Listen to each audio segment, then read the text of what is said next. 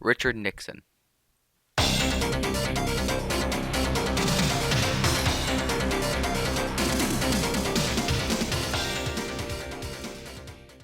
Let's talk about Nixon's life. He was born on January 9, 1913 in Yorba Linda, California. His mother was a Quaker and his dad transitioned from Methodism to the Quaker faith. His family owned a lemon ranch, which failed in 1922. He then moved to Whittier, California, which had many Quakers. His family opened a gas station as well as a grocery store there. He attended East Whittier Elementary School, then attended Whittier High School. After that, he was actually offered a tuition grant to Harvard, but he was needed at the family store, so he couldn't leave Whittier. He went to Whittier College instead, where he graduated in 1934 with a Bachelor of Arts degree in history. He then decided to go to Duke University School of Law in North Carolina, where he graduated in 1937. After that, he went back to California and was accepted into the California Bar, which is an official attorney licensing agency, and practiced at a law firm, Winger and Buehler. In 1938, Nixon met his future wife, Pat Ryan, when rehearsing for a community play, and they married in 1940. Nixon and Pat moved to Washington, D.C. in 1942, and Nixon joined the United States Navy in the same year, where he was promoted all the way to lieutenant commander. Nixon left the Navy in 1946 and returned to Whittier, where he ran for California congressman and won the election. Then, in 1949, he decided to run for the U.S. Senate and won the election in 1950. In 1952, Nixon was Dwight Eisenhower's running mate and was vice president from 1953 to 1961. Now his presidential elections. In 1960, Nixon and his running mate Henry Cabot Lodge Jr. tried to run against John F. Kennedy for president, but lost with one of the narrowest popular vote margins in history. Now let's talk about the elections that he did win. In 1968, Nixon ran for president again with new running mate Spiro Agnew against Hubert Humphrey and George Wallace.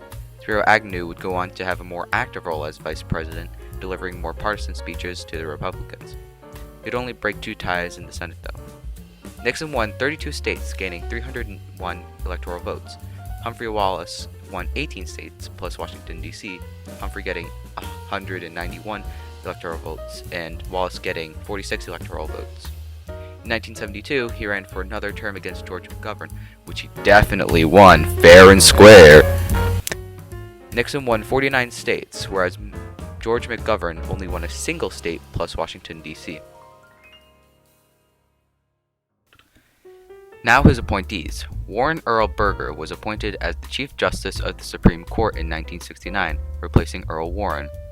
He is known for many things, examples being his writing of a unanimous court for United States v. Nixon, joining the majority of Roe v. Wade, and deeply disliking homosexuality. Elliot Richardson was appointed to 4 cabinet positions in his life, 3 of them being appointed by Nixon. Nixon appointed him to the United States Secretary of Health, Education, and Welfare, Secretary of Defense, and the United States Attorney General. He was also appointed to the Secretary of Commerce, but Gerald Ford appointed him, not Nixon. He is known for resigning his role as the United States Attorney General instead of obeying Nixon's order to fire a special prosecutor during the Watergate scandal. Fun fact, my great-grandmother was friends with Richardson, and my grandmother owns a painting that he painted. Harry Blackmun was appointed as Associate Justice of the Supreme Court of the United States in 1970. He's known as the author of the court's opinion on Roe v. Wade. Some of Nixon's executive actions include Executive Order 11,593, titled Protection and Enhancement of the Cultural Environment. This executive order gave protection to cultural and historical sites. Executive Order 11,727, titled Drug Law Enforcement, reworked how drug law enforcement worked. Executive Order 11,536, titled Establishing the President's Commission on Campus Unrest, tried to stop dissent, disorder, and violence in campuses of colleges and universities. Nixon did many things for his foreign policy. One of the policies was named Vietnamization. Vietnamization was the process of removing U.S. soldiers from Vietnam while also training South Vietnamese soldiers. Another thing he did was he opened the U.S. to China and the Soviet Union to reduce the pressure of the Cold War. He also instructed bombing campaigns in Vietnam, Cambodia, and Laos. For domestic policy, Nixon favored a policy named New Federalism, where states would be given more power and more responsibilities that the federal government usually deals with.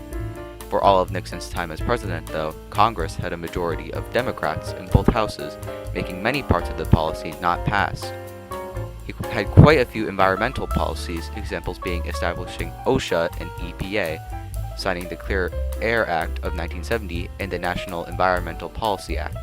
He also had the war on drugs, where they tried to reduce illegal drug trade in the United States. Now his legislation. Nixon went through 3 versions of Congress, 91, 92, and 93. All members of Congress were majority Democrat in both houses. In Congress 91, there were 192 Republicans in the House and 43 Republicans in the Senate. In Congress 92, there were 180 Republicans in the House and 44 Republicans in the Senate. In Congress 93, there were 192 Republicans in the House and 42 Republicans in the Senate. 2 laws passed by Nixon are the National Environmental Policy Act, which was to improve the quality of the environment, and the Comprehensive Drug Abuse Prevention and Control Act, which enforced drug laws even more. And that is Nixon's presidency, minus the scandals. Thank you for watching.